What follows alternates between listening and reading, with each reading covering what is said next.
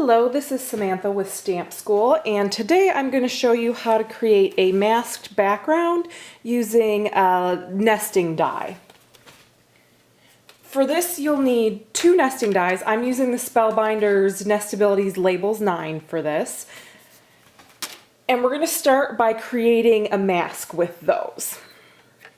You're going to need the larger of your 2 nesting dies. The smaller one you can put away for later.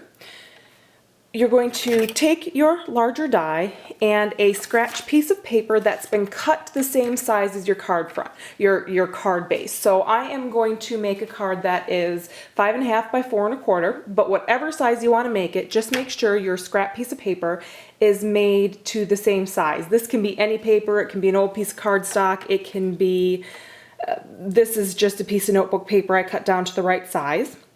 And you're going to center your die on that piece of paper. You want to center it as best you can. Treat it like it's your card front. This is where you would want your die to go if you were actually using it on your card. And just run it through.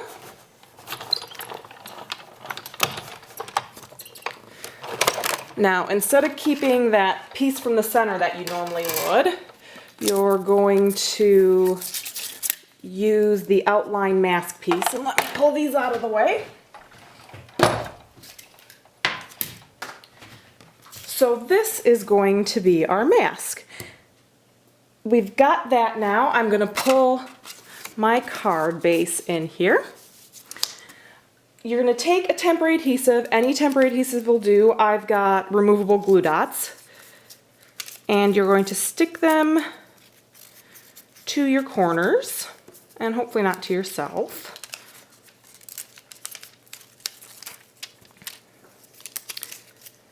I like to do all 4 corners to make sure this isn't going to move around on me while I'm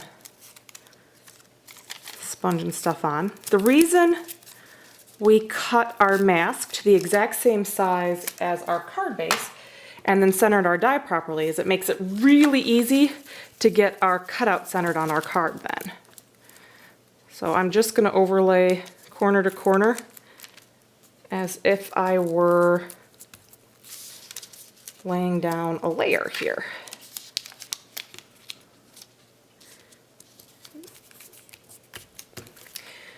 Now here's a step you can add if you like or skip. I like a little extra color. So I'm sponging on some Stamp School Pop Tone Snow Cone ink. The color is Snow Cone. And I'm just going to sponge some on. It's a pretty light color because I just want it to be sort of a background bit. Now, I don't know if you can see, but I'm rubbing in for my edges instead of pushing at them.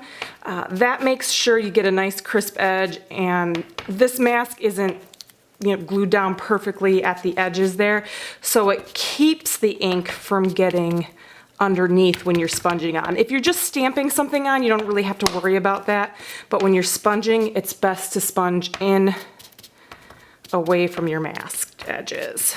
There we go. And we'll do a little more there. All right, I'm gonna move that out of the way, and now we're gonna stamp. Any background stamp will do here. The tighter the stamp is, the more kind of defined edges you'll get. But if your edges aren't defined enough when you stamp, so something small like this, a small text stamp, if you don't necessarily like the look of it, if you feel like you're not getting a defined enough edge, that's where sponging on some ink will work as well. All right, now I'm going to stamp my stamp. And because my stamp isn't big enough, I'm going to have to do it twice. But that's the beauty of acrylic stamps, makes it a little easier for me to line up here. All right, and that is my background text stamp then. At this point, you're all done with your mask, so you can pull it off. And even though we use a removable adhesive, you still want to be kind of gentle, just to make sure you don't take anything with you. It still will be a little sticky. And you can see we've got a great base to work with now. And that's the same shape. I'm going to hold up just a little bit closer so you can see a little better. Same shape as our die then that we masked.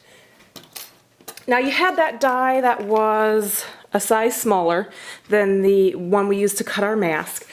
Just to save time, I pre-cut a piece of the snow cone cardstock to that size with this die. And this is where I'm going to do sort of my stamping and layering now. I'm going to use Flowers for Mom. And I'm going to ink up one of the stamps from there.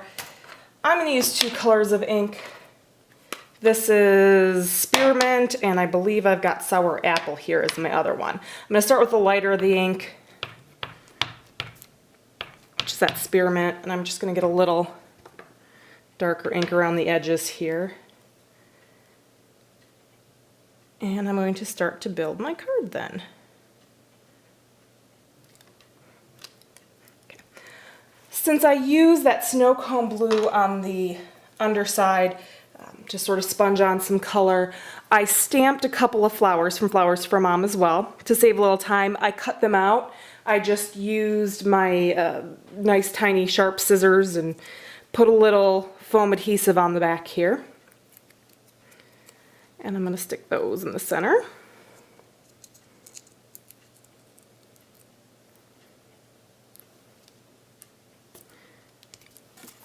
And I'm going to add some words, I think. So let's grab, I've got here also the Stamp School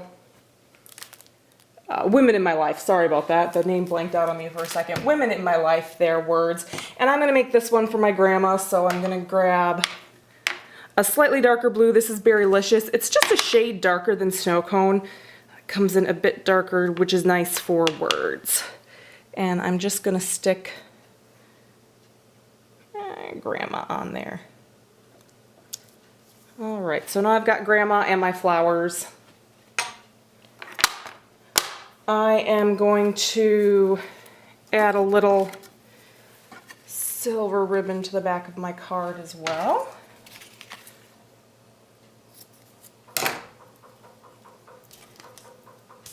Score tape here for ribbon, my favorite ribbon adhesive.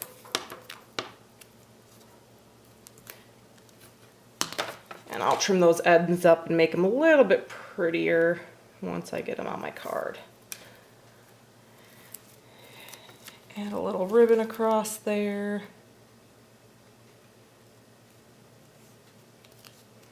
And I'm going to add a little bit more foam adhesive. I really like foam adhesive for adding a bit of dimension to a card. If you're not always adding lots and lots of extra layers, foam adhesive can pop things up and give you a little extra oomph to your card. Alright, so I've got those on there. I've got my card.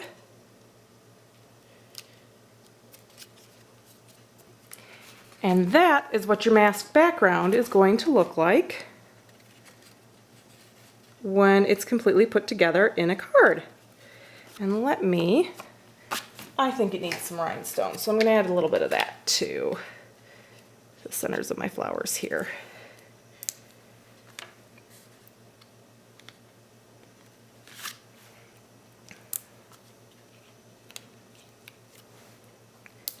Make it sparkle a little.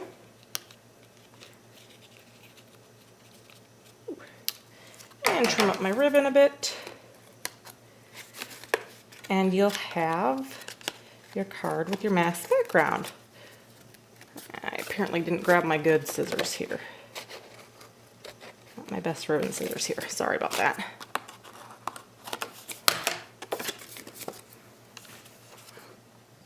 And you've got a card that looks like it has lots of layering, but you've got a nice masked background on there.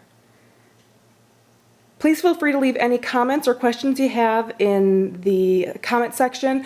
I'll be happy to answer any questions you have, and thanks for stopping by and hanging out with Stamp School today.